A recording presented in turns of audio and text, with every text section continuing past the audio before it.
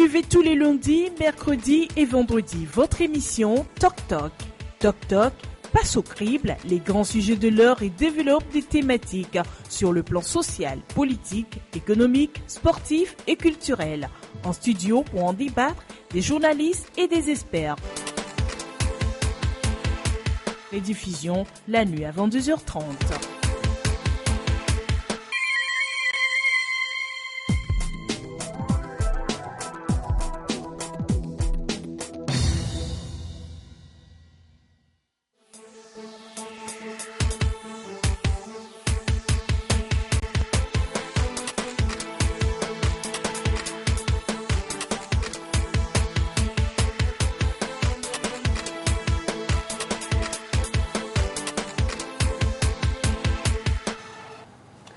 Mesdames, Messieurs, nous sommes au lundi 16 janvier 2017. Bonjour à toutes et à tous.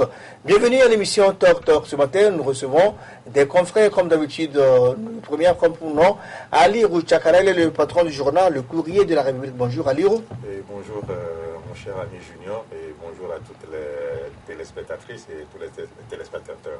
Sans oublier nos auditeurs de City FM 89.9 MHz. Nous rappelons que l'émission est en direct synchronisée sur City FM. Notre second invité a comme pour nom Firmin Teko Agbo. Il est chroniqueur politique. Bonjour Firmin. Bonjour Junior Menounia. Merci de m'avoir invité. On parlera bien sûr de politique aujourd'hui. Dans la seconde partie, l'invité c'est Nador Aokou. Il est le deuxième vice-président du CAR, Comité d'action pour le renouveau, nouvellement élu donc lors du congrès du 13 et du 14 janvier dernier. Mesdames, Messieurs, avant toute chose, voici la une des journaux.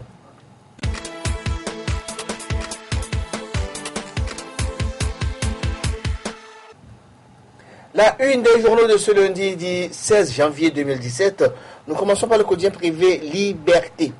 Liberté titre à sa une, lettre de Jean-Pierre Fabre à Faure Gnassingbé. Je vous demande de rapporter la mise en place de cette commission et de rechercher avec l'opposition les voies d'un dialogue pour mettre en œuvre l'APG.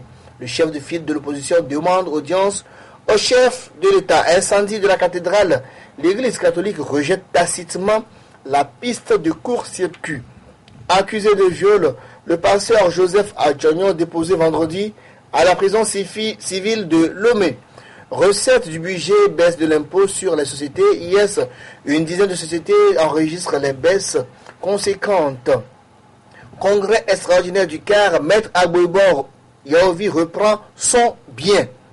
Cannes Gabon 2017, la ferveur populaire absente de Togo défie ce soir la Côte d'Ivoire. Le correcteur est également dans les cœurs ce matin, le journal d'Honora dont tu titres à sa une.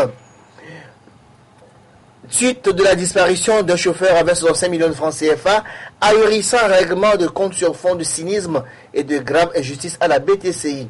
Dilatoire autour des réformes politiques au Togo, le chef de file de l'opposition Fabre saisit à nouveau le chef de l'État. Cannes Gabon 2017, les mésaventures d'une partie de la délégation togolaise de Lomé à Libreville et Oyem. Congrès du Comité d'action pour le renouveau CAR. Maître Agboibor reprend les rênes du parti pour quelle politique? Échiquier de Ambrose Dagnon, le journal titre à sa une. Politique togolaise. Maître Agboibor, que nous vaut l'honneur de votre retour?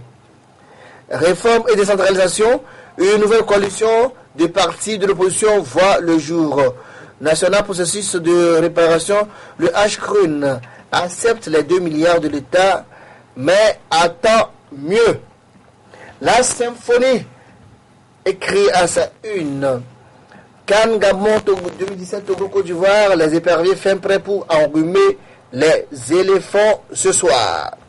Faussement accusé, injustement sanctionné, Faure Gnassingbé fait justice au juge sans vie. Le journal Temps Nouveau dans les kiosques. Alternance au Togo. La succession de Faure se dessine. À la une, photo de Pascal Bodjouna, Robert Doucet et Madame Dobé. Nomination des membres de la haute autorité de lutte contre la corruption, les pilleurs de la République serein. Retour de Maître Agboibor à la tête du CAR. Un comeback pour déverrouiller l'alternance et les réformes. Et enfin, dans les kiosques, le journal La Nouvelle de notre ami Lawson Bonero Betoum. Le journal donc qui publie des dossiers à la une de ce journal. Et dossier à découvrir bien sûr dans la nouvelle numéro 0017 du 15 janvier au 15 février 2017.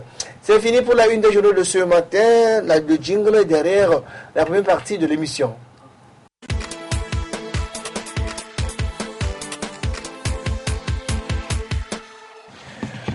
Retour en studio avec nos confrères Alirou Tchakala du Courrier de la République et Fimete Kouagbo, bonjour. Bonjour. On va commencer bien sûr par l'actualité, le congrès du CAR. Le comité d'action pour le renouveau Vaille que Vaille a fini par tenir son congrès. Le congrès a eu lieu donc les 13 et 14 janvier dernier, ça fait vendredi et samedi dernier donc à la Forte de Minalomé. À la fin, sans surprise, maître Yaovi Madji Agouibo est de retour. Il reprend la rêne du parti pour impulser une nouvelle dynamique selon les congressistes. Oui, sans surprise, le président du CAR, Maître Yaovi Agouibo, a reçu l'onction de la base militante pour conduire le parti CAR à remporter d'autres challenges. Et c'est suite au congrès qui s'est tenu à Lomé. Donc ce congrès, avec le sacre de Maître Yaovi Agouibo, celle pour de bon la fin de la crise qui a secoué ce parti-là pendant presque une année entière. C'est une première dans la vie de nos partis politiques qu'un parti ait été secoué de cette façon. Les fondeurs sont allés créer leur parti et ceux-là qui se reconnaissent dans les fondamentaux du CAR sont restés et aujourd'hui tous ont décidé de porter leur choix sur la personne de Maître Agouibo. Parce que après cette crise-là, je crois que ça ne serait pas du tout aisé sur le terrain. Et il faut porter le choix sur quelqu'un quand même qui a eu à faire ses preuves de par le passé et de façon démocratique. Les gens ont estimé que c'est Agouibo. Donc nous n'allons pas insulter l'intelligence des congressistes. Ils ont décidé que c'est Agouibo et je crois que nous l'attendons. Tous les projecteurs sont braqués sur lui pour qu'il expérimente sa recette pour faire bouger la ligne politique dans le pays. C'est la première fois également qu'un président du parti quitte la tête du parti de façon volontaire et revient sous pression des membres. Non, c'est le jeu démocratique. Si c'est conforme avec les tests de son parti, je crois que nous n'avons rien à dire. Et à aucun moment, ceux qui sont allés prendre part à ce congrès nous ont jamais dit qu'il y a eu des frictions et que certaines velléités ont été étouffées. Non, ça veut dire que c'est de façon responsable que ces militants ont décidé de porter leur choix. Donc, ça ne gêne pas à partir du moment où ça répond aux tests du parti. On peut partir et revenir. Si c'est la volonté, si telle est la volonté des militants qui détiennent la légitimité quand même, ou bien le pouvoir même du parti, là, je crois que Agouibo ne peut que se soumettre à cela. Bon, là, on attend de voir ce qu'il peut apporter de neuf sur le terrain. Fimete Kouagbo, d'abord, comment avez-vous accueilli le retour de Maître Agouibo à la tête du CAR, Comité d'action pour le renouveau? Bon, c'était sans surprise, puisque tout le monde savait qu'Agouibo allait être de retour avec cette crise-là que nous avons connue au CAR, avec le départ de Maître Apevon et Agouibo qui aurait dit que les militants seraient venus le voir pour demander son retour. Bon, c'était ce qu'on attendait, mais la question fondamentale que je me pose, c'est qu'est-ce que Maître Agouibo vient faire de nouveau à la tête du CAR, parce qu'il a été à la tête du CAR pendant des années. Il a été Premier ministre dans ce pays. Il a été député dans les années 94 avec une trentaine de députés à l'Assemblée. 36 pour être précis. Oui, 36 pour être précis à l'Assemblée nationale. Et avec tout ça, il a présidé le dialogue intertogolais, dont la conséquence a été l'élaboration de l'accord ou la signature de l'accord politique global. Avec tout cela, je me demande qu'est-ce que Maître Agouibo avait pu faire et que c'est maintenant qu'il va le faire. Bon, Agouibo, c'est quelqu'un qui est très malin, c'est quelqu'un qui est très rusé, c'est quelqu'un qui est très intelligent. Et quand vous voyez un peu le parcours du CAR, vous voyez que vous comprendrez aussi que c'est un parti qui a toujours fait des propositions très intéressantes. Quand on prend la cogestion, quand on prend la refondation de la République. Le retour à l'ascenseur. Le retour à l'ascenseur. Et je pense, moi je me rappelle une des conférences que Maître Agouibo avait animée ou présentée, c'était dans un hôtel de la capitale. C'est lui qui avait parlé du déverrouillage des institutions de la République. République. Et il avait dit que si les institutions sont verrouillées ou sont telles, il serait difficile de parvenir à l'alternance. Donc l'intérêt ou l'important, ce qui serait intéressant, c'est qu'on arrive à déverrouiller toutes les institutions de la République avant qu'on arrive à l'alternance. Bon, je pense qu'avec le retour d'Agbouibon, le jeu va être un peu plus redynamisé. On va encore plus parler de réformes parce que je pense qu'Agbouibon est un peu plus écouté aussi. Mais la conséquence serait quoi? Il y a des gens qui disent avec le retour d'Agbouibon, on va céder à l'alternance. Moi, je me dis, j'en doute, parce que face à un régime qui use tous les moyens dictatoriaux pour rester au pouvoir, pour conserver le pouvoir, il serait difficile d'avoir l'alternance. On peut organiser toutes les élections possible. On peut organiser 1000 élections. Donc, si vous comprenez bien, il y aura jamais alternance au Togo. Non, avec ce régime que nous avons en face, avec un président de la République fort, avec une constitution telle, avec toutes les institutions au maître du régime, avec toutes les préfectures, toutes les sociétés d'État, toutes les délégations spéciales, entre les mains du président, avec l'armée à ses trousses, avec tout ce que nous avons, même les grosses boîtes privées qui sont dirigées par les militants du régime, avec l'argent que le pouvoir, le régime a, on peut tout faire, mais ce serait difficile d'arriver ou d'accéder à l'alternance dans ces conditions. Vous savez, pourtant, vous demandez à l'opposition de se résigner. Non, ce n'est pas une question de se résigner. Peut-être il va falloir changer de méthode. Peut-être on va parler. Il faut mettre un accent sur ces réformes, mais que ces réformes soient faites de façon plus fine, que toutes les lignes soient respectées, parce que n'oubliez pas, le régime est en train de faire les réformes à sa façon. On parle de décentralisation. On en parlera tout à l'heure. On en parlera tout à l'heure. Donc je vous donne la parole. Parce que là, on est en train de parler d'Agbouibon. Et là, tu vas au niveau des réformes. On en parlera brièvement avant de passer à autre chose. Et Tchakala voulait rebondir rapidement. Oh non, justement, mon confrère disait tantôt qu'est-ce que Agbouibon vient chercher encore, qu'est-ce qu'il a de neuf à proposer. Dans le manœuvre politique. Non, vous savez, c'est pas... Ça ne relève pas de quelque chose que le quart vit sous d'autres cieux, dans des grandes démocraties. On a vécu ça tout récemment en France. Il y a Sarkozy qui a assumé les hautes charges de la République. Et il a voulu revenir. Mais vous voyez un peu. Donc je crois que la décision finale, Agbouibon peut être bourré de volonté, de mettre en main les barrières pour se repositionner. Si les militants, si la base s'était montrée intrépide pour dire que non, on ne veut plus donner Agbouibon, je crois qu'Agbouibon ne viendrait pas. Si ça s'est passé de façon sereine, sans qu'il y ait de casse, c'est que c'est le désir des militants qui ont été respectés et Agbouibon a pu revenir. Agbouibon ne peut pas étouffer toutes les velléités. Ils savent qui est Agbouibon, ils savent ce dont le monsieur est capable et ils ont décidé de porter leur choix sur lui. Et Agbouibon, c'est pas n'importe qui. Il faut se projeter un peu en arrière pour voir tous les acquis qui portent sa griffe. Quand on parle de la CNDH, au temps de feu général et Adema, c'était pas du tout évident. Quand on parle de l'amnistie générale, quand on parle aussi du multipartisme, et tout récemment, après le décès d'Adema, et après les malheureux événements de 2005, avec l'arrivée au pouvoir de Faure, et l'accord politique global qui a consacré cette renaissance du pays, je crois que cela a été fait à cause de la politique d'un homme, quelqu'un qui a accepté de discuter avec le pouvoir. Donc les acquis sont là. Si aujourd'hui, vu la situation figée des lignes, s'ils peuvent venir induire une nouvelle mécanique pour qu'il y ait ce dégel dans la vie politique, sociopolitique du pays, je crois qu'on attend, on croise les bras, on attend et on va voir ce dont il est capable. Quel est le principal avantage du retour de M. Agbouibon à la tête du CAR aujourd'hui, selon vous? Non, c'est un monsieur qui a cette facilité-là de faire la politique autrement. C'est ce monsieur-là qui ne stigmatise pas l'autre. À partir du moment où on veut quelque chose d'un adversaire, il faut l'approcher. On ne l'isole pas. Hein? Il a dit que non, le retour a une méthode pour créer l'alternance. C'est quelle méthode? La méthode d'Agbouibon existe. C'est la méthode d'Agbouibon. Pas la méthode de la stigmatisation. Tout à l'heure, M. Bador vient de le dire. Pas la méthode de la haine. Mais à partir des résignations légitimes du peuple, il faut zerfer là-dessus. Il demande au peuple de s'indigner.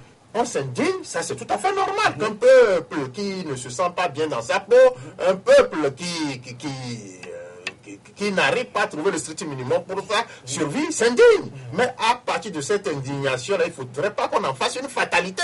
Et il appartient aux hommes politiques de se constituer en ces relais et de ces indignations-là pour matérialiser, pour soulager leur peine. Donc je crois que c'est cela qu'il vient peut-être expérimenter sur le terrain et on attend de voir si sa recette va marcher. Fimete Kouagbo, le journal La Liberté écrit à sa une ce matin, Maître Yaovi Agboueba reprend son bien. Maître Yaovi Agboueba reprend son bien. Est-ce que vous pensez la même chose? Oui, moi je pense la même chose parce que moi j'ai dit vendredi dans une émission quelque part que Agboueba est en train de reprendre sa machine privée. Parce que c'est ce qu'il a montré, c'est comme il a considéré à un moment donné que le cas était son bien. Le cas était sa propriété privée et il en fait ce qu'il veut. Je l'ai dit une fois ici, c'est le mal c'est l'erreur de ceux-là, de ces Africains-là qui se sont engagés dans la lutte pour la démocratie en Afrique. À un moment donné, ils n'ont pas mis un accent particulier sur la démocratie, mais ils se sont braqués sur un homme. Ils ont oublié les fondamentaux de la démocratie. Quand on parle de fondamentaux de la démocratie, vous comprendrez que quand on crée un parti politique, ce n'est pas son bien. Ça veut dire vous n'êtes pas le propriétaire de ce parti, mais c'est le peuple, c'est le pays qui est propriétaire de ce parti. Ça devient c'est les membres, non, les membres, pas le pays. Oui, parce que ça devient un bien public, c'est ce que je voudrais dire. Ça devient un bien public. Ça veut dire que vous ne pouvez pas faire de tout, vous ne pouvez pas faire de cette formation politique ce que vous voulez. Mais dans le cas d'espèce, c'est le Congrès qui a bien sûr élu, Maître Agboueba, il n'est pas revenu lui-même. Oui, nous respectons tous ceux-là, tous ces militants qui ont voté, qui ont demandé le retour, qui ont contribué au retour de Maître Agboueba. C'est le jeu de la démocratie, mais au-delà de tout, quand vous faites une analyse, vous comprendrez qu'Agboueba a repris sa machine privée. Vous pensez la même chose? Non, mais quand on prend presque tous les partis que nous avons ici, mais c'est les mêmes acteurs. Depuis des lustres, c'est les mêmes acteurs. Non, c'est pour la retraite. Edem Kodjo, les Paul Zari Saeva, ils sont à la retraite et ils le mettent pour leur bouche dans le fonctionnement de leur parti. Là. Oui, c'est des cas isolés. Vous parlez de cas isolés, c'est un grand nom. C'est des cas isolés. Et quand on prend l'infernale machine qu'est le parti au pouvoir, qui en est le premier responsable? Et vous pensez un jour qu'on va passer la main à quelqu'un d'autre? Non, c'est comme ça. Quand on prend l'UFC, le parti était tensé. Les gens voulaient le récupérer. Vous avez vu un peu ce que Gilles a fait de ces lieutenants. Quand il n'était pas là, ce sont eux qui animaient la vie politique en interne ici. Mais il s'est dit que l'UFC, c'est son bébé, et il a été teigneux, il a récupéré. Donc, je crois que ce n'est pas singulier au cas, ce n'est pas singulier à Agboueba. Agboueba, peut-être, a voulu essayer l'alternance au sein de son entité privée, et il aurait constaté à sa désagréable surprise que les fondamentaux du parti sont en train d'être dynamités, et il a décidé peut-être après moult recadrage de celui-là qui est en train de dévier, bon, si ça n'a pas marché, il a décidé quand même que le monsieur soit à côté. Et si certains avaient voulu reprendre les rênes du parti, c'est volontiers. Là, on aurait peut-être assisté à une élection en interne au cas, mais tel n'a pas été le cas. C'est Agboueba et toute la confiance de la base lui est donnée. Et vous voyez, il revient comme ça. Mais les tests ont été respectés. On ne va pas insulter l'intelligence des militants qui ont peut-être trouvé en ce homme celui-là qui va venir revitaliser le parti. Fimete Kouagbo, Apéva avait-il raison quand il disait que Maître Agboueba veut coûte de reprendre la tête du parti, et voilà, finalement il a quitté, et on voit que ce qu'il disait, c'est réalisé. Oui, est-ce qu'on peut dire qu'il a raison? C'est quelqu'un qui connaît Maître Agboueba mieux que vous et moi. Donc, il ne s'est pas levé un jour comme ça et se prononcer ainsi. C'est parce qu'il y a des raisons qui militent en faveur de cette déclaration. Mais je me dis simplement que Maître Agboueba est en train de poser cet acte aujourd'hui. Si on ne règle pas les fondamentaux, si on n'arrive pas à mettre un accent sur les fondamentaux de la démocratie, Maître Agboueba va se comporter exactement comme Maître Agboueba. Un jour. Bon, on ne l'espère pas. On va parler des réformes. Le CAR et l'ANC particulièrement donc, ont réagi sur la nomination des membres de la commission de réflexion sur les réformes.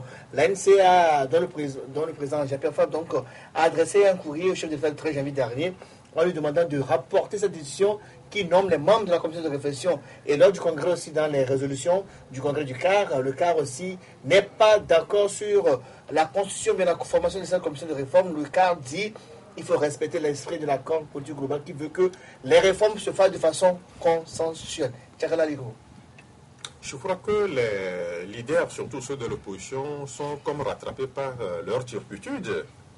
Quand on prend cet accord politique global, ça comportait tout. C'est que cet accord-là n'avait pas besoin d'apports extérieurs pour faire marcher une certaine mécanique et arriver à ces réformes.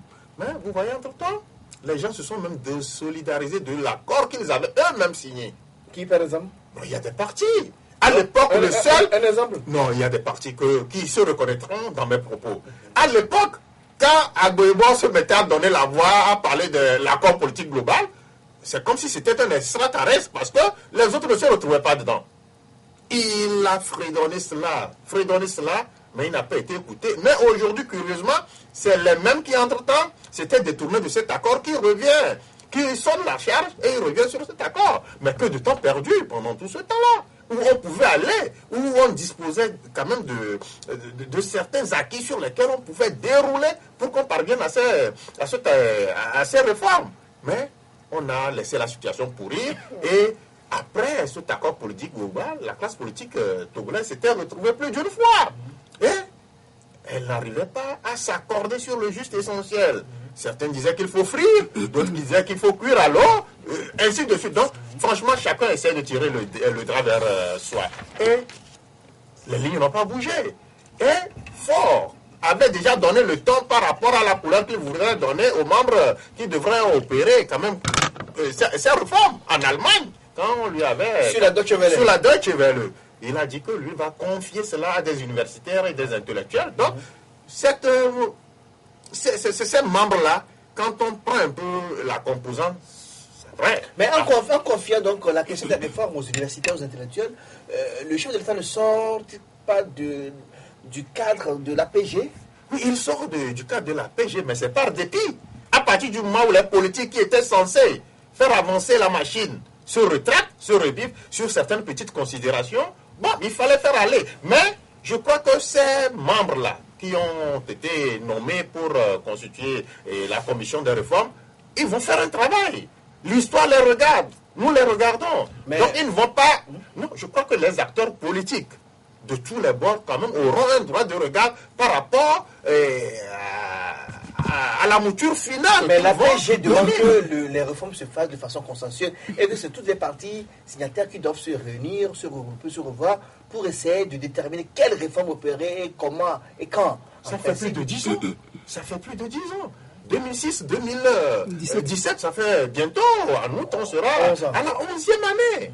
Quel pas ces leaders politiques-là, ceux-là qui sont interpellés par cet accord politique global de pouvoir finaliser le travail. Qu'est-ce qu'ils ont fait? Quel bon ont-ils fait? Donc vous comprendrez avec moi que, à force de confier la chose à ces choses-là, à ces leaders politiques, on ne fera que tourner en rond. Et le pays ne va pas avancer. C'est le pays qui en pâtit de cette tergiversation-là. Donc aujourd'hui, il faudra estimer qu'il faut aller. Parce que quand on parle de réforme, c'est lui qui a le principal indexé. C'est lui qui ne veut pas, on dit que c'est lui qui ne veut pas attendre. Non, aujourd'hui, il a décidé. Donc, attendons de voir le travail que cette commission fera. Et on n'a pas dit que les leaders politiques n'auront pas un droit de regard sur ce sur le produit final qu'on leur soumettra. L'Assemblée nationale aura son droit de regard. Peut-être même, on soumettra ça. Mais l'Assemblée ne représente pas tous les composantes de l'APG, c'est ça le hic ici. Oui, c'est ça, mais je crois que en vue de créer un large consensus autour de la chose, il va falloir quand même qu'on ratisse large.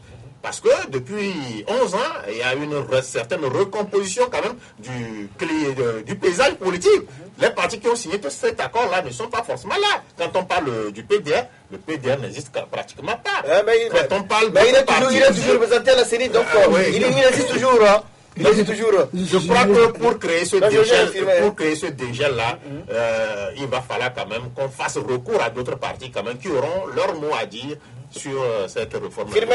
Rapidement, oui, juste un petit élément à ajouter. Vous savez, je vous ai dit tout à l'heure que le président de la République est en train de faire les réformes à sa façon. Le fait de mettre en place une commission, ça, ce n'est pas une mauvaise chose en soi, parce que le Mali aussi l'a fait l'année dernière. La Côte d'Ivoire l'a fait. La Côte d'Ivoire l'a fait, le Burkina l'a fait, et puis la France aussi l'a fait avec la commission Balladur-Juppé en 2007-2008. Mais si vous jetez un coup d'œil sur ces commissions, surtout sur la commission française, vous voyez qu'il y a les deux bords. Il y a la droite et la gauche, il y a les professeurs d'université. Mais ici au Togo, on met en place une commission non consensuelle. C'est-à-dire, quand vous voyez le parti, quand vous voyez la commission, il n'y a aucun acteur de l'opposition dedans. Ça veut dire que le régime fait ce qu'il veut. Donc, il y a le Premier ministre Omezounou, il y a le ministre Ayassor. Donc, ce sont des gens qui sont teintés déjà. Et il n'y a pas d'acteur de l'opposition dedans. Mais je me dis, le jeu est faussé d'entrée de jeu. Le jeu est déjà faussé. La base est faussée. Oui, je dis, le jeu est faussé, la base est faussée. Et je me demande où est-ce que nous sommes en train d'aller. N'oubliez pas, je vais le répéter. Fonia Singbe a dit quelque chose à Berlin en juin. En juin 2016. En juin 2016. Il a parlé d'enjeux de pouvoir. Et il a dit qu'il est en train de réfléchir par rapport à la limitation du mandat présidentiel. Tout cela va dans ce cadre-là. Ça veut dire, oui, il va faire parler les gens. Après, peut-être des mois, on va reviser, on va revoir un peu la commission. Et après, on va ajouter quelques membres. Donc, c'est pour perdre du temps. Ça lui permettra de réfléchir s'il va rester en 2020 ou s'il va partir en 2025 ou s'il va rester encore en 2030. Il y a une situation qui m'inquiète parce que l'année 2017, c'est une année charnière. C'est ça. D'abord les législatives. L'année prochaine, on est aux législatives. Et éventuellement peut-être les locales. Oui. On va traîner les pas. Est-ce qu'on a essayé de donner un canevas de travail à cette commission-là qui a été mise en place? Le travail sera rendu quand? Pour l'instant, on n'a pas eu les termes de oui, là, ça devient extrêmement grave. Et puis, on arrivera peut-être à... comment le dirais-je? On arrivera à ces législatives et on se trouvera dos au mur.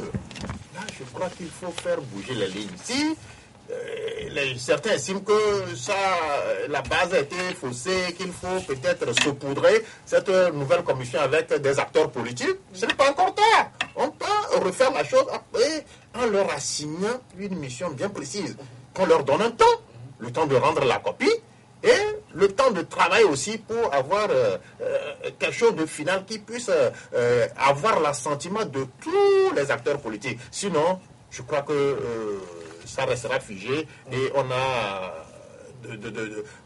de bonnes raisons de douter du travail qui sera fait. Si on n'ajoute pas à ces soi-disant intellectuels et universitaires des acteurs politiques, je crois que c'est tout faux. Si on veut peut-être enterrer l'accord politique global, comme certains ont eu à le dire, bon, peut-être qu'on est dans ce schéma-là. D'enterrer cet accord politique. Parce que tu as mis la phrase au moins? Non, sinon parce que on a oublié carrément ceux-là qui étaient investis par cet accord politique de pouvoir faire les réformes. Et si on les oublie, ça veut dire que quelque part, on est en train d'enterrer aussi cet accord politique. Phibet Kwagbo, il veut dire un mot sur le sommet en France-Afrique qui a eu tout dernièrement donc à Bamako. Hollande a dû revoir au chef africain et il a encore martelé, il a insisté sur la nécessité de mettre fin à la France-Afrique. Hollande qui dit la nécessité de mettre fin à la France-Afrique, ce sommet-là, c'est quoi? C'est la France-Afrique? C'est le sommet France-Afrique, pas la France-Afrique. Oui, c'est un jeu de mots. C'est un jeu de mots. Vous savez, le problème, c'est quoi? Aujourd'hui, la France ne peut pas se départir de l'Afrique. C'est clair.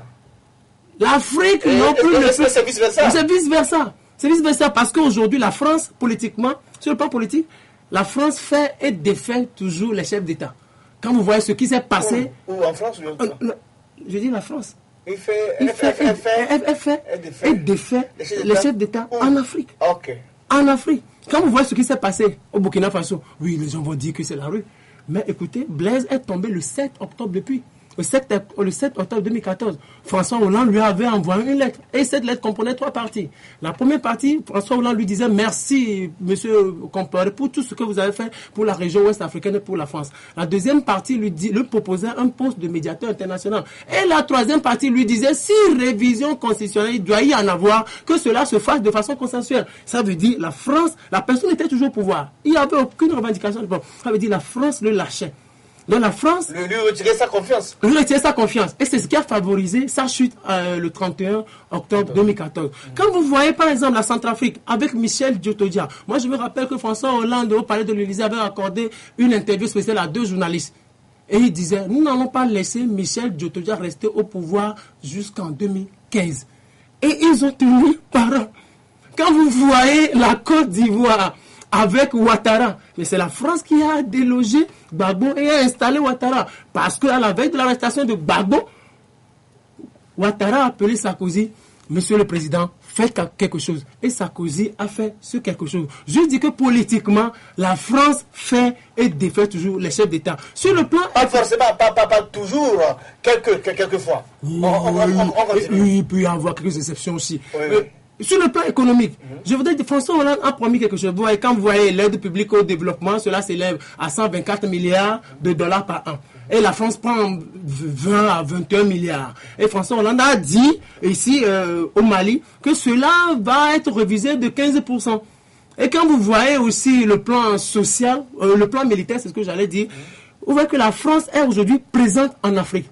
Avec l'opération Serval au Mali, avec l'opération Sangaris en Centrafrique, et avec sa présence dans le Sahel. Moi, je me rappelle qu'en octobre 2015, François Hollande, la France avait envoyé 3500 hommes dans le Sahel avec des avions de chasse, avec des hélicoptères, avec des drones. Et aussi, la France est présente dans le Djibouti. Et les résultats se font voir au niveau du Mali. Hein. Au niveau du Mali. Et la France dit qu'elle ne va pas lâcher le Mali. Même après le départ de Hollande, le nouveau qui viendra va essayer de se tenir le Mali, ramener la paix, par exemple, à Kidal. Oui, puisque la politique française à l'extérieur, ce n'est pas une question de la gauche ou une question de la droite. Je disais que la France contribue énormément dans la formation des soldats ougandais ou djiboutiens qui interviennent sur le sol somalien en ce qui concerne la lutte contre les milices islamistes de Al-Shabaab. Un mot rapidement là-dessus, avant qu'on dise, en faisant que les dossiers aux éperviers rapidement, allez sur le sommet France-Afrique. Le sommet France-Afrique, c'est vrai, Hollande était venu trouver certains présidents africains et il repart les laisser. Et on ne sait pas combien de temps ces gens-là vont toujours s'agripper à leur fauteuil. Mais c'est l'homme d'État quand même, Hollande. Non. Il a fait 5 ans, il dit, bon, je m'en vais. Très élégant dans son approche. C'est la classe. C'est la classe. On voudrait voir aussi un jour, mais ça me rappelle Mandela, qui avait toutes les chances de rempiler. Même si pour Hollande, ce n'était pas du tout évident, mais c'est la classe. On fait l'histoire, on crée l'histoire, et on rentre dans l'histoire comme ça. Donc on risque aujourd'hui, vivement que d'autres chefs d'État fassent comme Hollande. Quand ça ne va pas, il faut qu'ils reconnaissent que ça ne va pas, et que le pays ne va pas disparaître après. C'est ça, c'est une continuité. Un pas, il y aura 1000 qui vont peut-être continuer le travail. Mais je veux parler d'Adama Barrow. Vous voyez, moi je suis de ceux-là qui estiment que ça serait la fin de Jammeh. Vous voyez comment tous ces présidents l'ont bien reçu. Avec tous les honneurs du président de la République, ça veut dire que ils ont enterré Jammeh. C'est scellé le sort de Jammeh. Il peut beau s'agiter, mais je crois qu'il est en train de battre la queue pour les derniers instants. Nous, on en parlera mercredi dans notre émission de mercredi. Mais un mot sur les éperviers. Quelqu'un me serve à leur endroit. Moi, je joue à 16h contre la Côte d'Ivoire, le teneur du titre. Oui, moi je souhaite bonne chance. Moi, vous savez, sur le plan analyse football, moi je suis trop nul. Moi, je regarde là, je sais pas parce que l'invité m'a venu tout à l'heure. Oui, moi je dis simplement bonne chance à nos éperviers. Nous allons gagner. J'y crois aussi. Les éperviers n'ont qu'à regarder les Zimbabwéens. Ils n'ont qu'à regarder les Bissau-Guinéens. Ils n'ont qu'à regarder ces grandes nations qui ont déjoué certains pronostics, là, j'ai confiance en eux et qu'ils s'inspirent de ces nations qu'on dit souvent faibles et qui ont réussi à créer l'événement à cette CAN-là. Je crois que le Togo aussi peut quand même nous réserver des surprises agréables. En tout cas, moi j'ai vu 1-0, j'espère que ce sera concrétisé. On va marquer la pause derrière la pause. Notre invité Nador Awoukou, il est le deuxième vice-président du CAR.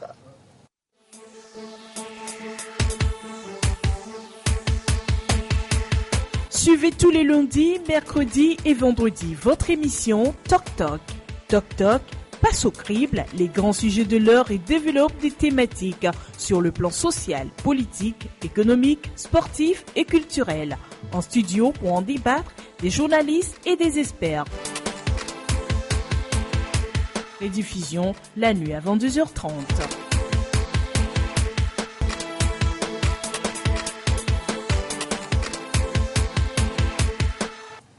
Retour en studio avec notre invité, M. Nador Awoukou. Il est le deuxième vice-président du CAR. Il a été nouvellement élu lors du congrès des 13 et 14 janvier dernier, vendredi, samedi dernier. Donc, M. Nador Awoukou, le CAR a un nouveau bureau, mais ça n'a pas été facile. Oui, c'est vrai. Je précise d'abord qu'en dehors du fait que je suis le deuxième vice-président, je suis désormais le porte-parole du parti. Félicitations. Donc, félicitations pour la nouvelle élection. Donc, ça n'a pas été facile. On a vu tout ce que le CAR a traversé. Et au bout d'un an, finalement, vous avez fait le congrès et il y a un nouveau bureau. Comment es-tu arrivé là? Oui, il faut dire que personnellement, ça a été une expérience assez riche pour moi. Parce que j'ai eu l'honneur et la charge de présider le comité de gestion intérimaire. Oui. Et au sortir de cette crise-là, il y a des choses assez susceptibles qu'il faut gérer. Il faut avoir assez de ressorts pour ça. Et je remercie d'abord Dieu et tous ceux qui ont collaboré avec moi pour m'aider à gérer cela. Au soir du samedi, je disais à ma femme que je vais bien dormir maintenant. De ce logement? Oui, vraiment. Vous l'avez poussé vraiment? Oui, j'ai fait. Tout est bien qui finit bien? Voilà, j'ai fait 30 minutes de sommeil, mais je me suis ressenti assez bien. Et ça, c'est un petit élément que je voulais relever d'abord. Le second, c'est que, c'est vrai, la mission essentielle de notre comité était de préparer, de faire tenir ce congrès-là. Et nous l'avons réussi. J'ai été assez content parce que toutes les délégations des fédérations étaient là. Vous avez vu, vous avez couvert l'événement et c'est assez essentiel pour moi. Et je ne tiens pas à revenir trop sur ça parce que ce qui est important pour moi, c'est le message que nous avons délivré. Et le message se résume essentiellement sur deux volets. Le premier volet, c'est que nous avons fait revenir Meyorvia Boibo pour nous aider à déverrouiller les institutions et à travailler pour que les réformes puissent se faire et qu'on aille à l'alternance. Les gens ne peuvent pas nous comprendre, mais nous sommes nous au CAR et nous avons nos réalités. Alors, c'est quoi les qualités au CAR? Qu'est-ce qui vous a poussé à aller encore solliciter Maître Bobo qui, après sa retraite en 2008, enfin qui s'est retiré volontairement, vous le faites revenir, je crois, 9 ans plus tard? Oui, vous savez, l'avantage que nous avons au CAR que les autres n'ont pas, c'est que même Meyorvia Boibo n'est pas n'importe qui. Il a été au devant du processus démocratique au Togo. Il a été au cœur de ce processus. Il a été même, je dirais, l'initiateur d'un certain nombre de choses dans ce pays. Et on a comme le sentiment que la symphonie n'était pas encore achevée quand il était parti. Mais il n'était pas seul. Il y a d'autres qui ont le faire. Le Pont Ninevi et Demkojo, Eva, ils sont retirés tranquillement. Ils n'ont pas été au cœur des événements comme Meyorvia Boibo. Mais on a vu Ninevi qui avait la CDPA, un parti clandestin avant même 90. Oui, ça, nous ne lui concédons. Mais l'action catalyseur ou catalysatrice qui a déclenché le processus, celui qui a été au cœur de ça, pour qu'un parti qui a été créé plusieurs années avant puisse revenir sur la scène politique, c'est l'action de Meyorvia Boibo. Ninevi ne peut pas le nier. Et quelle est cette action? Oui, l'action a commencé d'abord par la CNDH, où il s'est inspiré, il s'est servi de cet outil-là pour former ce que nous appelons la conscience politique des Togolais. Et aujourd'hui, cette conscience politique est un peu émoussée. Vous savez, il évoque souvent un concept, l'indignation. Vous pouvez être dans une situation et trouver que c'est une situation normale. Mais si on ne vous éduque pas à comprendre que la situation n'est pas normale, qu'elle est anormale, et donc de vous indigner, vous ne pourrez pas vous indigner. Alors aujourd'hui, et par la CNDH, eh bien, Agbagbo a fait un travail, je le répète, il n'a pas été seul, mais il a été au devant. Et c'est parce que des gens ont cru en lui, des gens l'ont vu comme celui en qui eux aussi peuvent s'accrocher pour faire la chose, qu'il a dit, mais les palmiers, on peut les abattre et enfin, la faune, les gens peuvent aller tuer. C'est-à-dire qu'à un moment donné, les gens trouvaient que c'était normal qu'on leur dise que même si vous plantez un arbre dans votre champ et que vous voulez faire votre case, vous n'avez pas le droit d'aller le couper. Les gens trouvent que c'est normal. Ah, vous avez donné le déclic. Oui, c'est ça qui est l'essentiel. Et aujourd'hui, sur pratiquement 9 ans où Agbagbo s'est retiré, nous avons eu le sentiment, en tout cas nous au cas, que la scène politique s'est stagnée. Mais il a fait 18 ans sans obtenir l'alternance. Pourquoi pensez-vous que Semene va venir nous donner l'alternance quand il a 74 ans? Il ne faut pas compter les années parce qu'il faut les compter. Il faut voir les actions. Et l'action politique se loge toujours dans des circonstances. Et quand une circonstance s'offre et que vous ne la saisissez pas pour poser l'acte nécessaire, vous n'irez pas de l'avant. Et je vous cite un exemple. Juin 2012. Vous savez, pendant que les ambassadeurs, nous avons fait le tour des ambassades, nous nous sommes dit, vous ne pouvez plus rien faire au Togo, la population, etc., c'est fini. Mais eux-mêmes, ils étaient là sur place. Ils ont été assez surpris. Monsieur Patrice Spirlet de l'Union européenne notamment. Oui. De voir encore des Togolais dans la rue pour exprimer leur indignation. Maintenant, l'indignation exprimée, il faut faire quoi? Et c'est la parabole. Il faut la capitaliser. Il faut la capitaliser. C'est pourquoi M. Agbagbo dit, quand vous prenez un fer et que vous voulez lui donner une forme, il faut le chauffer. Avec de la braise. Mais quand le fer est assez chauffé et rougi, il faut le surveiller. Trouver le bon moment, prendre votre marteau, le taper et lui donner la forme que vous voulez. Nous avons par ces deux manifestations de camp 1 et de camp 2 chauffer le fer. Maintenant, il fallait simplement lui donner la forme. En allant discuter avec le pouvoir. Et jusqu'au jour d'aujourd'hui, on aurait réalisé les réformes avant les élections présidentielles de 2015. Oui, c'était ça. On l'a raté, ce coach-là. Et il faut en être conscient. Mais à l'époque, Agbagbo n'a pas conseillé les amis du CST. Il n'a pas conseillé ses amis du CST. Lui, il était d'Arc-en-Ciel. Il aurait pu appeler, mettre à Javon, les autres écouter, aller discuter. Pourquoi il n'a pas donné ce conseil? Il s'est tué.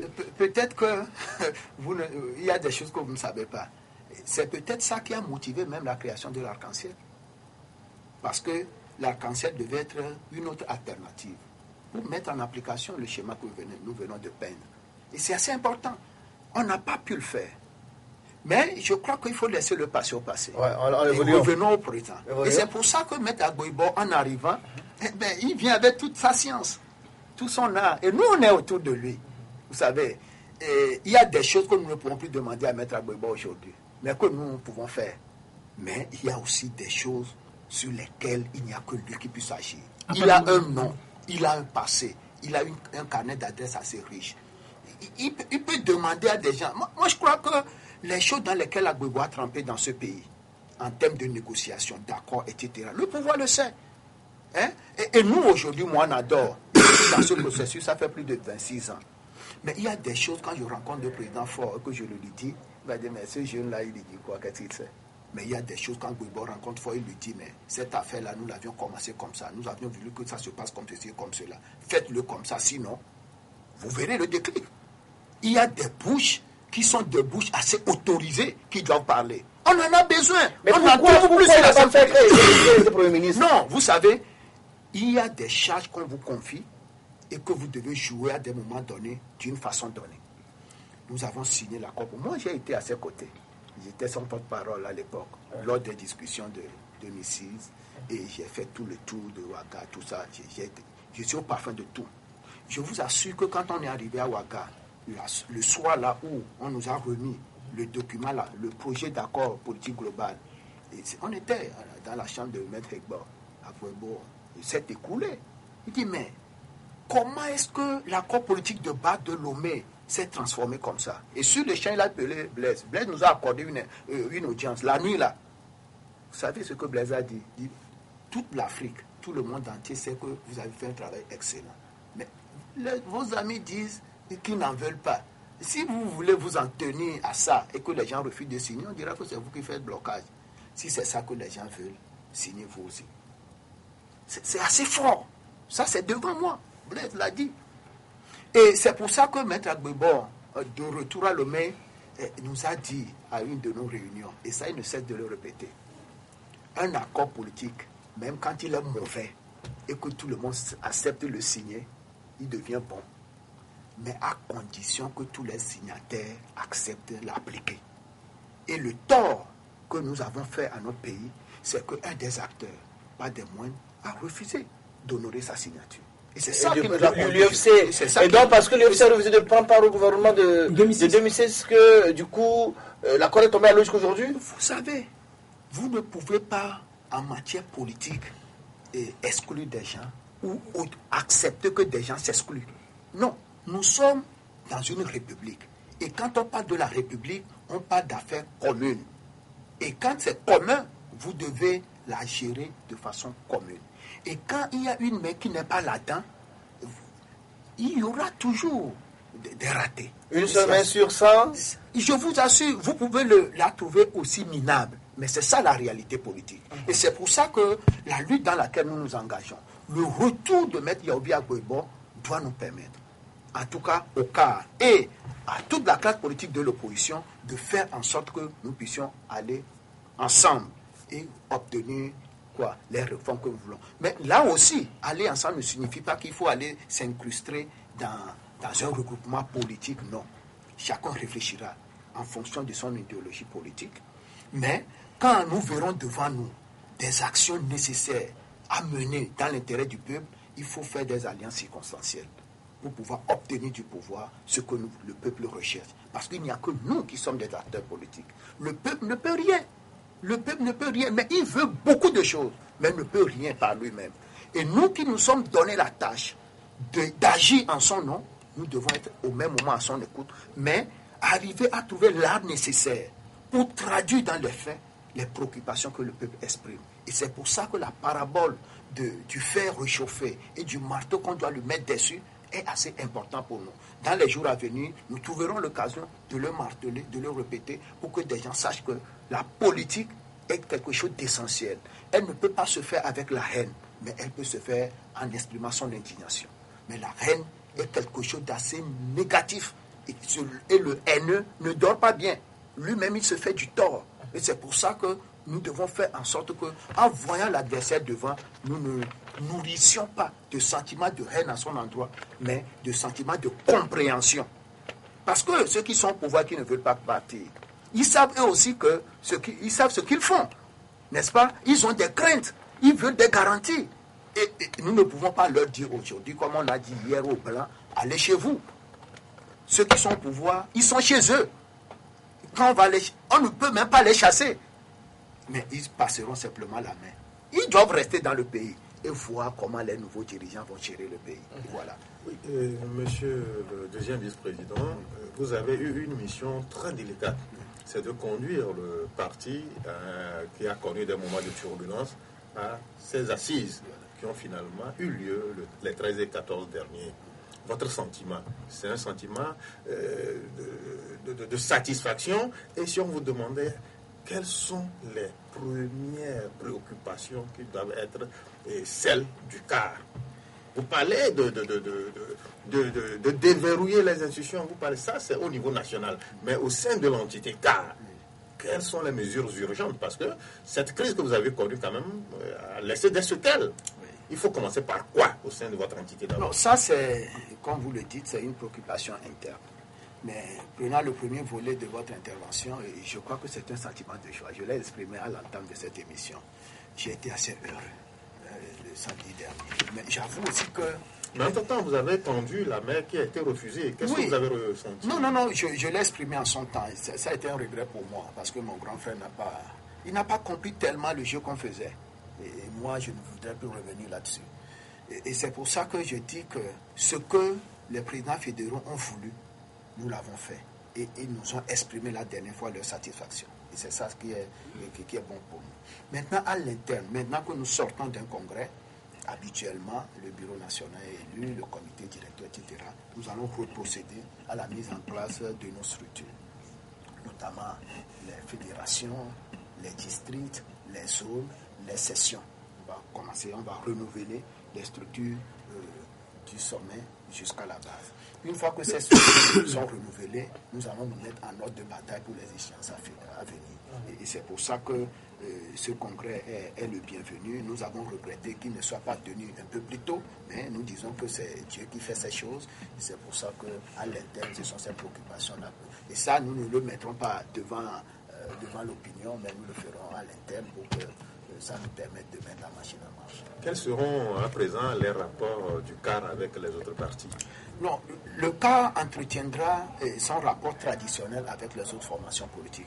Mais nous n'allons plus nous enfermer dans des regroupements pour dire on a ceci, on a cela. Non. Nous voulons que chacun expérimente, n'est-ce pas, sa façon de faire la politique. Et aujourd'hui, moi, je suis très heureux que les formations politiques s'affirment de par leur idéologie. Et ça a été un manque assez criard pour nous depuis 1991 jusqu'à maintenant. Les gens ont fait la politique par passion, par sentiment, parce que celui-ci me plaît, celui-ci a posé tel acte, et puis on a adhéré au parti. Mais quand il s'est agi à un moment donné que des gens affirment leur idéologie, eh bien, des gens se sont retrouvés inadéquats avec l'idéologie affirmée. Et naturellement, ils commencent par partir, etc. Mais aujourd'hui, quand quelqu'un veut adhérer à une formation politique, de plus en plus, les formations politiques au Togo, et ça, c'est une évolution assez extraordinaire. Les gens sont courageux, ils ne sont plus frileux en disant que je suis socialiste, je suis libéral, je suis républicain. Et ça, c'est ça qui va redistribuer les cartes. Et comme ça, eh bien, quand vous voulez prendre la carte d'adhésion d'un parti politique, vous savez pourquoi. Parce que vous-même, vous devez être en accord avec votre conscience, avec votre façon de voir la politique, de gérer l'État, etc. Parce que nous disons que nous faisons la politique, nous voulons prendre le pays et le gérer, mais il y a plusieurs façons de diriger un pays. Et nous, au cas, nous avons choisi le modèle libéral, n'est-ce pas, mais avec un fond républicain, n'est-ce pas, à connotation sociale. Voilà, monsieur Nador, monsieur Nador, vous êtes porte-parole de maître ou du CAR. Oui. Ça suppose que vous l'avez vu depuis le congrès. Hier, par exemple, vous étiez chez lui, oui. Chez maître Agbouebo. Oui. Et comment l'avez-vous trouvé? Et qu'est-ce qu'il vous a dit? Est-ce qu'il va contacter dans les jours à venir Jean-Pierre Fabre ou monsieur le Premier ministre ou monsieur le Président de la République? Non, vous savez, au sortir d'un congrès pareil, il y a encore quelques petits trucs qu'on règle, etc. Nous allons gérer ces choses-là et dans les semaines à venir, l'on reprendra son bâton de pèlerin. Il y a des choses qu'on ne dit pas. Il est tout content? Oui, il est tout content parce que les congressistes ont voulu. Et là, il faut l'affirmer aussi. Et ce sont les militants du parti qui ont voulu qu'il le retire. Alors, est-ce que Maître Agbouebo, j'ai la force, la santé nécessaire pour faire ce travail? Parce que pas, vous l'aviez vu sur les images. Si vous n'étiez pas sur les lieux, vous l'avez vu sur les images. Moi, je vous assure que le week-end dernier, je crois, c'est le week-end avant notre congrès. Mais je voulais faire un exercice avec lui, mais je l'ai vu devant moi. Ok. Alors, c'est quoi la méthode Agbouebo? Dites-nous encore, de façon vraiment expressive, c'est quoi la méthode Agbouebo? Parce que vous en parlez tout le temps, et vous dites la méthode Agbouebo qui va conduire à l'alternance. C'est quoi cette méthode? La méthode consiste en cette parabole. Non, mais avant cette parabole, la méthode était toujours citée. Oui. Mais cette parabole, c'est encore une nouvelle métaphore d'Agbouebo. Comme chaque fois, il en sort. Non. Vous savez, c'est que l'homme réfléchit pour trouver la meilleure façon d'exprimer ce qu'il disait avant, mais que les gens ne comprenaient pas. Ce que nous disions avant, la méthode consiste à faire la pression et à dialoguer. C'est ça. N'est-ce pas? Maintenant, c'est quoi la pression? C'est quoi le dialogue? Et voilà, il a trouvé cette parabole-là pour le dire. La pression consiste à faire quoi? À chauffer le fer. À chauffer le fer. Et ça, parce que et ça, c'est le peuple qui doit le faire. Mais les acteurs politiques doivent préparer le peuple à ça. C'est eux le marteau. Voilà. Et parce que si les acteurs politiques ne forment pas la conscience politique à l'indignation, les peuples vont croire que ce qui se passe est normal. Maintenant, quand leur conscience politique est formée dans ce sens, et que devant une situation anormale, ils s'indignent et sortent dans la rue, il faut que l'acteur politique surveille. Ok. Mais M. Aoukou, dans votre parti, le CAR, donc, lors de ce congrès, a lu une déclaration dans laquelle le CAR donc, rejette la commission de réflexion sur les réformes. Pourquoi d'abord? Oui, ça s'explique, ça va de soi. Vous ne pouvez pas être partie prenante d'un accord et puis après exclure les autres. Quelle université a signé l'accord politique global? Je n'en connais pas. Moi, j'étais un acteur de cet accord. Je n'en connais pas. Mais que le chef de l'État déclare à Berlin qu'il va faire de cette affaire une affaire d'intellectuels de société civile, il l'a fait dans le cas de Ashkroun, n'est-ce pas? Mais les acteurs principaux sont là. Il doit s'adjoindre ces acteurs. Je vous assure, à l'Assemblée nationale, il n'y a pas je ne dis pas que les députés ne sont pas des intellectuels, mais il n'y a pas d'élus intellectuels là-bas. Il n'y a pas un groupe inscrit à l'Assemblée qui s'appelle groupe des intellectuels. Mais si on fait une révision constitutionnelle qui n'agrée pas l'assentiment des acteurs politiques et qu'on le fait passer par l'Assemblée nationale, si les gens sanctionnent, qu'est-ce que les universités, les intellectuels vont dire? Parce que dans tous les cas, il faut que le document passe par là. Mais si le chef de l'État croit que parce qu'il a la majorité, il peut faire sa volonté, mais nous sommes au Togo. Et moi, je l'ai dit dans les vœux pour les fins d'année que le chef de l'État doit faire l'effort d'être à l'écoute de sa population. Moi, j'ai comme le sentiment que Faure n'écoute pas son peuple. S'il écoutait son peuple, eh bien, ce que les aspirations du peuple doivent être comprises par lui. Et c'est dans ce sens-là qu'il doit prendre ses décisions. Moi, je suis scandalisé. Vous voyez ce qui s'est passé en Côte d'Ivoire, où Ouattara a commis des experts pour rédiger une constitution, parce qu'il sait qu'il a la majorité là-bas. Vous pensez que cette constitution-là ne porte pas en elle-même les germes d'une guerre future en Côte d'Ivoire? Moi, j'ai peur. Et c'est pour ça que, ne souhaitant pas un conflit, une situation ingérable pour mon pays, j'interpelle simplement le chef de l'État à prendre ses responsabilités. De façon à ce qu'il s'associe les acteurs politiques pour aller à la discussion en vue de faire ces réformes-là de façon consensuelle. Mais ça a été fait de pas passer. Je vous assure, c'est vrai. Ce n'est pas parce qu'on a essayé qu'on n'a pas réussi qu'il faut ne pas le faire. Je reconnais que le chef de l'État a tenté de rassembler à plusieurs reprises tenté de rassembler la classe politique pour faire ces réformes-là. Ça n'a pas marché. Mais aujourd'hui, il est le premier magistrat. Ce n'est pas parce que ses enfants, entre griffes, n'ont pas saisi la première perche qu'il a tendue, qu'il va dire, bon, je ferai ce que je veux. Non, s'il le fait comme ça, et son action va porter en elle-même des gemmes qui demain vont être fatales pour notre pays. Et c'est pour ça que je l'interpelle en disant qu'il faut qu'il revienne un peu en arrière, qu'il lise encore davantage l'APG et qu'il prenne en compte les préoccupations qui sont exprimées là-dedans dans l'intérêt du peuple. Oui, monsieur Nador, ne pensez-vous pas que c'est par dépit que le président a estimé qu'il faut que ce soit les intellectuels et les universités qui quand même induisent la mécanique nécessaire pour quand même qu'on arrive à faire opérer ces réformes? Parce que, entre-temps, j'ai bonne mémoire, c'était le cas seulement qui fredonnait tous les jours l'APG, quand les autres l'avaient oublié. Là, vous avez Est-ce que la classe politique n'est pas responsable de la situation? Oui, et M. Yovia Gbebo l'a dit dans son discours de clôture. Il a dit que la classe politique a une part de responsabilité dans la situation dans laquelle... Et pourquoi accuser le président de la République? Non, il n'y a rien de plus normal qu'à un moment donné, si vous réalisez que vous avez posé un acte, qu'en son temps vous ne devez pas poser, il faut le reconnaître. L'opposition devait jouer un rôle à un moment donné et n'a pas pu le jouer. Mais je dis que le chef de l'État est le premier responsable du pays. Il ne peut pas dire aujourd'hui que parce que hier, ceux qui devaient jouer un rôle ne l'ont pas fait, et donc il fera comme s'il n'existe pas. Ces gens-là existent. Et je comprends ce que vous dites. C'est pas dépit. Mais tout en le comprenant, nous lui conseillons de revenir sur sa décision. Et de faire en sorte que le Togo nous appartenant à nous tous, nous puissions trouver ensemble des solutions qu'il faut pour la gestion des difficultés que nous avons et en sortir grandi. De la même façon que personne n'a cru que l'APG devait être signé par tout le monde, eh bien, il n'a qu'à faire en sorte que la révision constitutionnelle et institutionnelle qui est devant puisse être faite par nous tous. Mais monsieur Nador, honnêtement, la dernière question. C'est la dernière question, honnêtement. Est-ce que vous êtes sûr avec vous, Maître Agbouibor, le cas, que vous êtes en train d'apporter quelque chose de nouveau à la scène politique togolaise? Véritablement, sinon, on organiserait ce congrès, mais on resterait dans la routine. Et c'est pour ça que, par ce congrès, nous avons le sentiment que nous sommes rentrés dans une dynamique nouvelle. Et ça, les jours à venir vous le diront.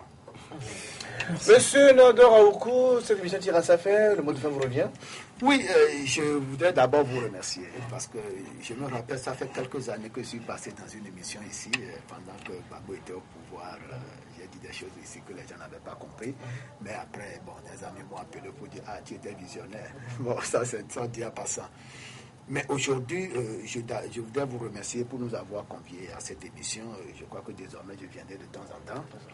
Mais je voudrais profiter aussi et dire aux téléspectateurs, comme vous êtes sur votre radio aussi, à vos auditeurs, lever mes vœux les meilleurs pour l'année. Et j'ai dit quelque chose dans mon discours la dernière fois, je le répète. Aux acteurs politiques du Togo et de la société civile, je demande un engagement plus fort. Il faut qu'ils s'engagent encore fortement. Et devant, nous aurons la victoire.